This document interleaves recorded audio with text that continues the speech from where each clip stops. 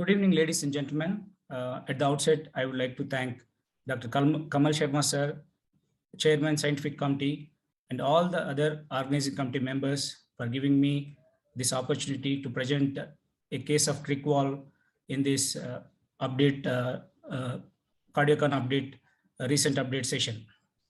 So in our day-to-day practice, we tend to underestimate and undertreat tricuspid regurgitation, mainly because the limited therapeutic options on one hand, and it carries very high morbidity and mortality, and surgical mortality is very high on the other hand.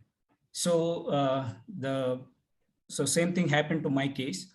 So my case is a 53-year-old gentleman, LIC officer, who had a road traffic accident with head injury and polytrauma 20 years back.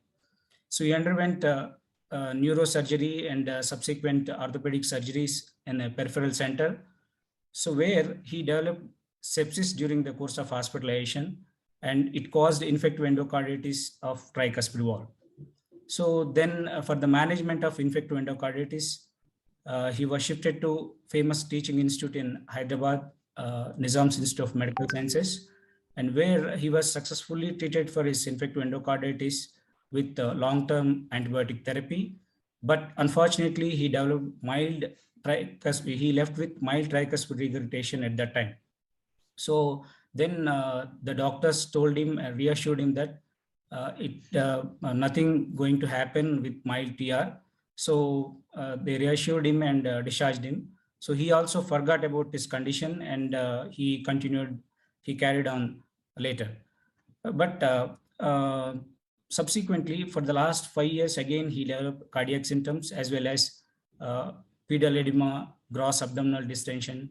So he consulted local physicians and found to have a very severe tricuspid regurgitation with early stage of cardiac cirrhosis. So from then, his natural course was complicated by recurrent hospitalizations with congestive cardiac failure, abdominal distension with episodes of spontaneous bacterial peritonitis. So he visited many hospitals for the treatment of TR, but nobody offered him any therapy, mainly because of his comorbid conditions. And he is also a known case of hypothyroidism, rheumatoid arthritis, and cholelithiasis. He had left lower limb DVT in 2013, managed conservatively, and he underwent umbilical hernioplasty in 2017 at our center by a senior most surgical gastroenterologist.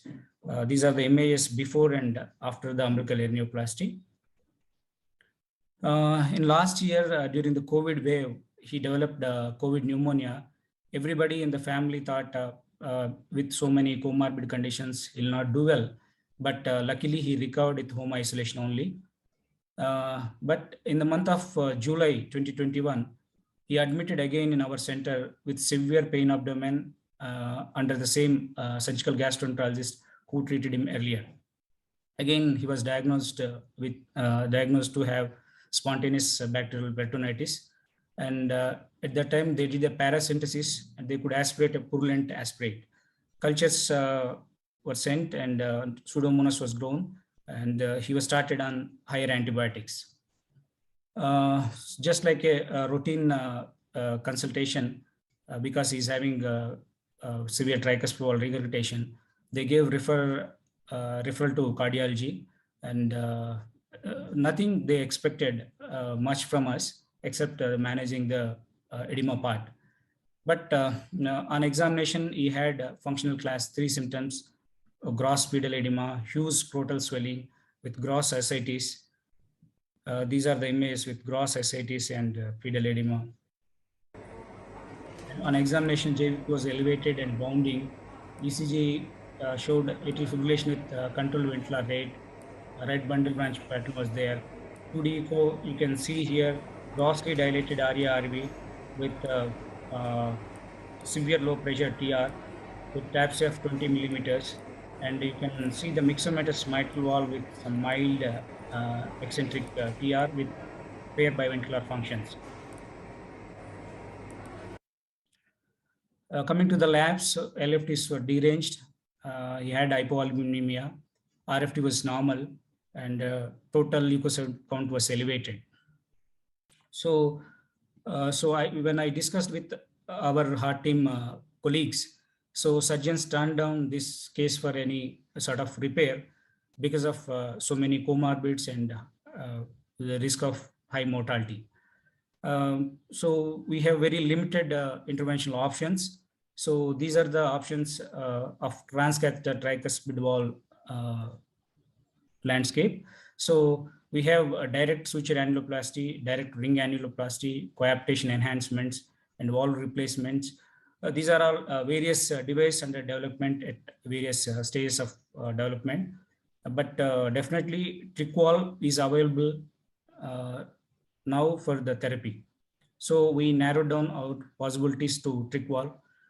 This is the Tricvalve system. It comes as a bicaval valves, two valves. One we have to implant in SVC, this valve, and the other one is in IVC. So these are the nitinol frames with bovine valves attached to it. So to prevent the caval reflux. So for any structural intervention, CT angiogram is a must. So CT planning is necessary.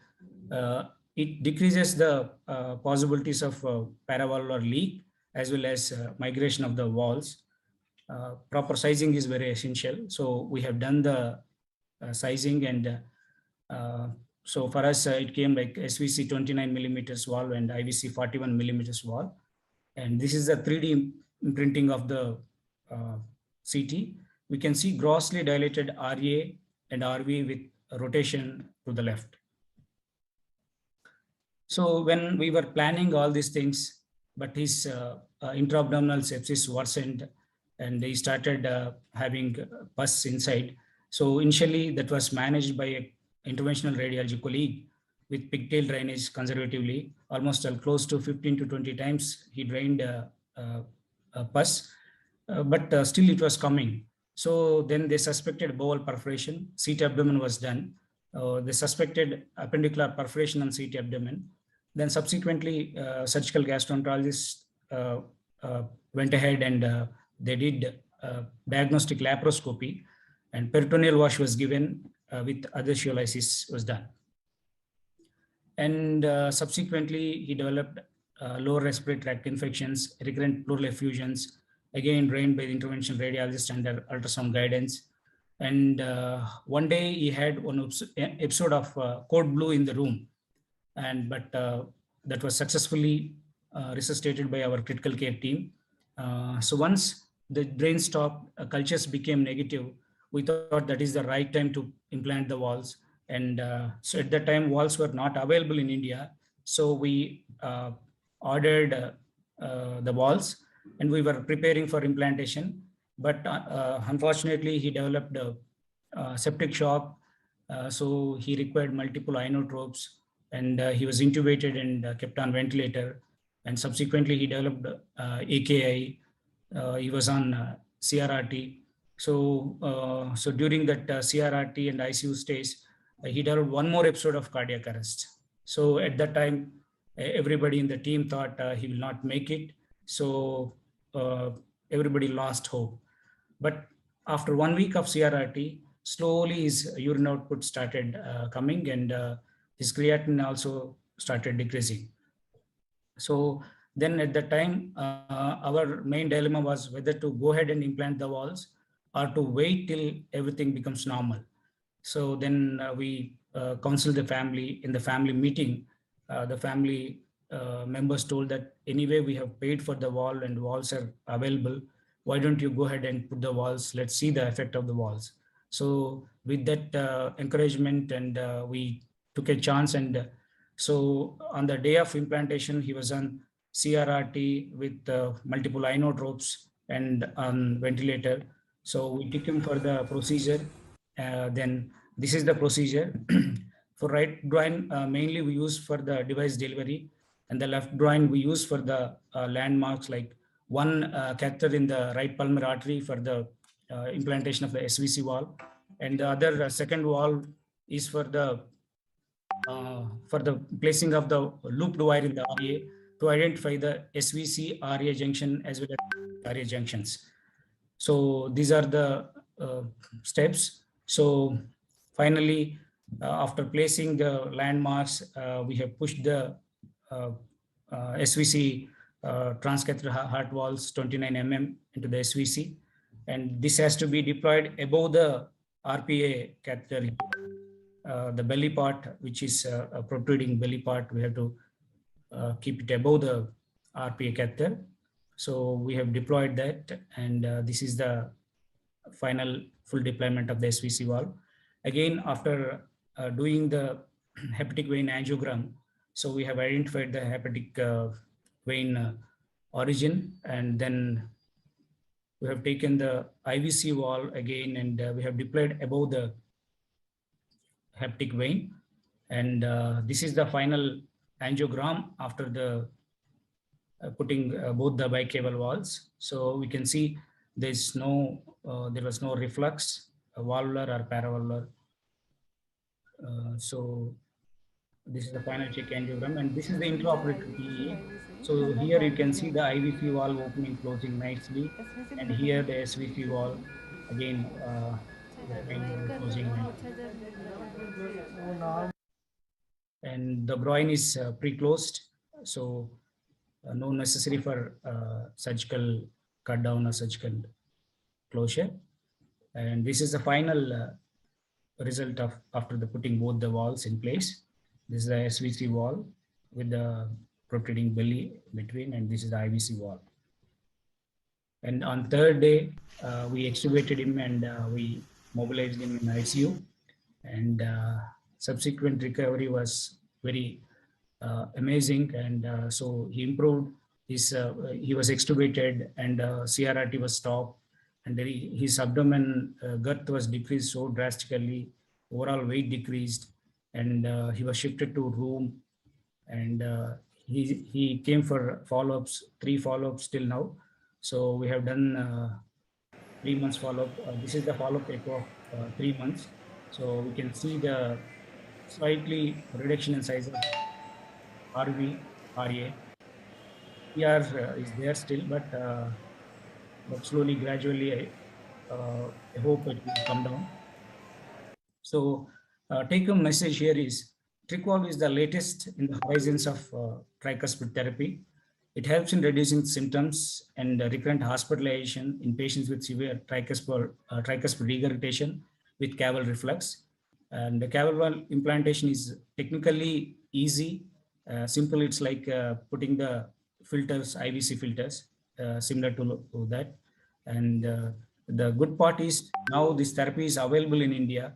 So when I implanted, I imported it from Germany, but now it's available in India, so we can order. And these valves are pre-mounted valves. There is nothing like much preparation required during the procedure. You can straight away go ahead and after identifying the landmarks, you can deploy the valve. Thank you very much for your patient listening.